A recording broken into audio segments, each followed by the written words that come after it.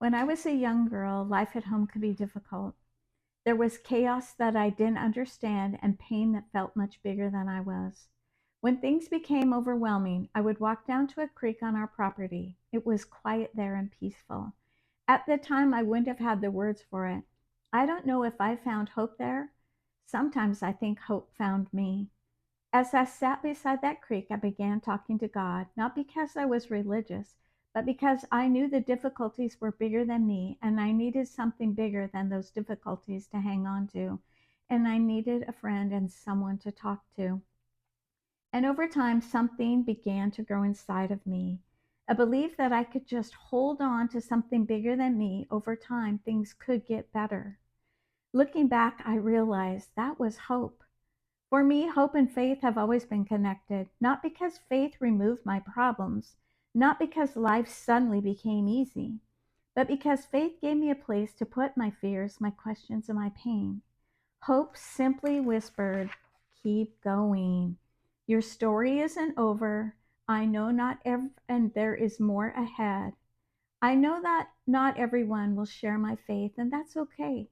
But I can honestly tell you that my with God was born during one of the hardest seasons of my life, and it became one of the greatest sources of hope I have ever known. Today, when life feels uncertain, I still come back to that simple truth. Hope shows up in real life, not in perfect lives, not in easy lives, not in lives without loss, but in real life. The Bible says, "May the God of hope fill you with all joy and peace as you trust in him." Faith did not remove the difficult parts of my story. It gave me strength to keep going through them and simply believe that I wasn't walking alone. Here's a few affirmations. My story is not over. Hope can exist even when life is difficult, and I can trust that something good can still grow from this season. Sometimes faith is simply taking the next step before you can see the whole path. Hope does not deny pain. Hope gives pain somewhere to go.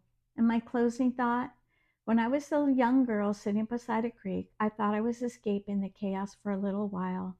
What I didn't realize was that I was being introduced to hope, and that hope would stay with me for the rest of my life.